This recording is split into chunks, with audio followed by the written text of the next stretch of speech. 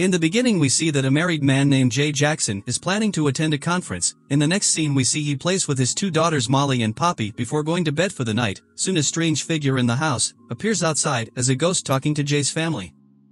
Jay's wife feels something around her in the kitchen, but you don't think she's expecting a ghost, then she leaves without a hint. Jay also hears some footsteps and his window unfolds as he looks unsuspectingly at his daughter's storybook as well as he allows. He passes and quickly looks for the book, thinking he may have left it outside in his car, and tries to open the door but finds it locked. He goes to find the key, and when he comes, if so, the door is suddenly opened. He thinks that there must be an intruder in his house. Then he hears a noise and approaches the noise to see his wife lying unconscious on the floor and picks up a knife to fight the intruder. There's a Poppy hiding under the bed. He gets there when he tries to call his hiding daughter out from under the bed. Waking up, he immediately took off the sack and found himself in a basement. A woman Billy Gill chained to a wall with three others, two men Adam Haynes and Paul Anderson. Paul is on the verge of death when Jay arrives due to extreme violence, unable to speak and using his arms and legs and even jaws, can also move with difficulty. He only wheezes from time to time as most of his organs have been taken by the villains. Soon he asks them who is behind the whole kidnapping program and how.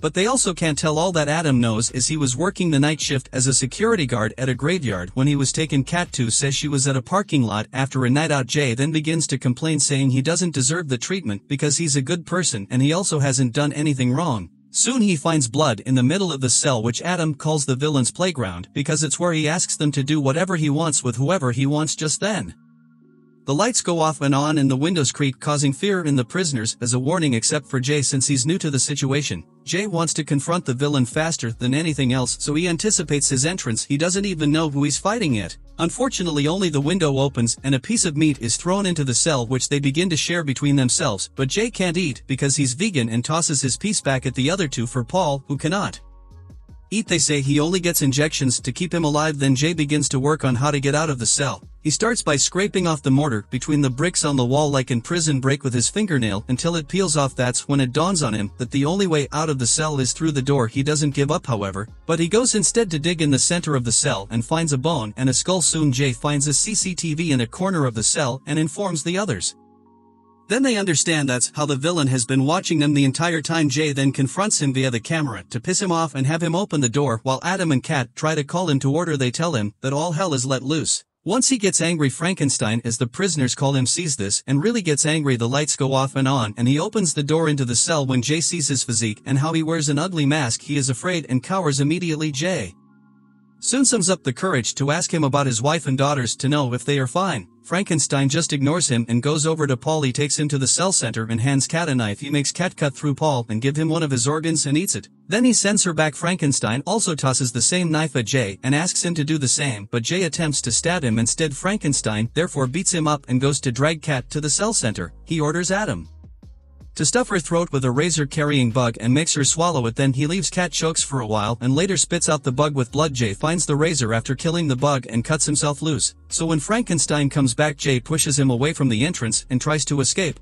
He climbs the ventilation duct outside the basement, but Frankenstein gets to him very quickly and returns him to the cell with an iron chain and leaves. Frankenstein later comes back and throws Adam the key for him to unchain himself. He gives Adam a hammer and nails and orders him to nail Jay's hands to the wall. This renders Jay unconscious, and when he wakes back up he finds himself nailed to the cross like Jesus. Since he says he can't feel his hands, Jay painfully pulls out the nails and shortly collapses. Just then Paul wheezes aloud and Jay perceives that he is trying to tell them something. Paul uses up his last breath to make out a single sentence, saying horseshoe. Then from the drawing he has made in the sand, they find a horseshoe sketch and understand who Frankenstein really is, since he has a horseshoe burn on the back of his hand. 20 years ago the kids form a gang and they always hang out together. A traveler boy in their age range scarily shows up in the dark one night and requests to join them. His name is Dominic. The four friends Kat, Paul, Jay and Adam then intend to initiate him with a series of torture they call a dare. First, Kat stuffs his mouth with several crickets and eventually makes him swallow them. Again, Kat puts a spider on Dominic's head,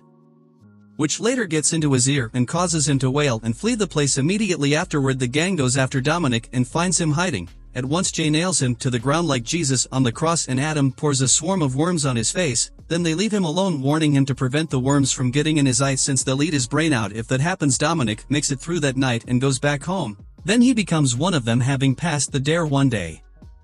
Dominic's parents send him out of their home and Kat comes around to keep him company. She takes him to an old farmhouse and asks him to enter the house as the last dare to prove he's brave. The other three also watch as he enters the farmhouse and they all leave him though Jay hesitates to do so. The reason they have brought him to the farmhouse is that they hear the place is haunted by a farmer who sometime went crazy after his wife's death and eliminated his only son in the farmhouse. The farmer abducts Dominic immediately and locks him up. He later takes him up as his son and turns him against his parents and friends because they abandoned him. One day Dominic tries to run away from the farmer, but when he realizes this he stabs him with a fork. Soon the farmer is able to tame Dominic's mind and make him his son. He teaches him to be strong and also to let evil out of a man with torture. When he's older, Dominic begins to revolt against his evil father. His father beats him up sometime.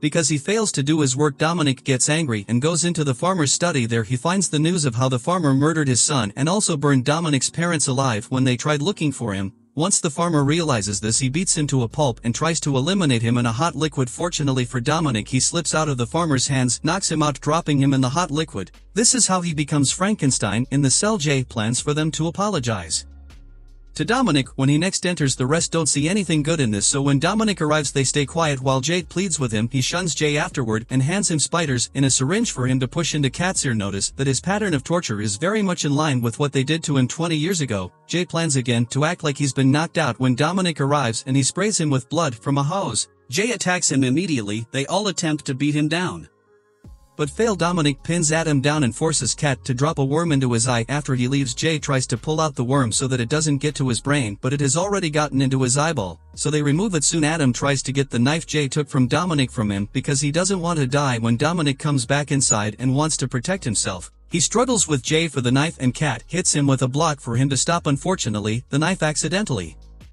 kills him in the struggle. Kat then feels guilty and starts to accuse Jay and herself of abandoning Dominic, pointing the knife at him. Dominic enters the cell just then and grabs the knife from her, but Jay tames him further and takes the mask off his face. He also takes the knife from his hand later when he hardens his mind and tries to terminate Kat. Jay stabs him in the back. The second stab goes into Kat accidentally. Dominic later finishes her off. Jay sees this and runs out of the cell, but doesn't know his way around. He just runs around the entire building. Dominic catches up with him soon and hacks his leg with an axe. He beats him and throws him over the railing. Soon Dominic tries to drown him, but Jay gets away by hitting his face with a hose handle. They get into a mutual fight and Jay successfully knocks Dominic out by bashing him in the face several times. He then breaks through a window to get out. Dominic wakes up and gives chase after Jay and tries to force Jay to put an end to him. When Jay doesn't, he throws him down and attempts to eliminate him, but Jay takes him out with a knife. Jay goes to the nearest police station and is taken home in a police car. He embraces his wife and daughters. 10 years later, Jay's daughters Molly and Poppy are hanging out with their boyfriends when suddenly Dominic appears and attacks them. Here the movie ends.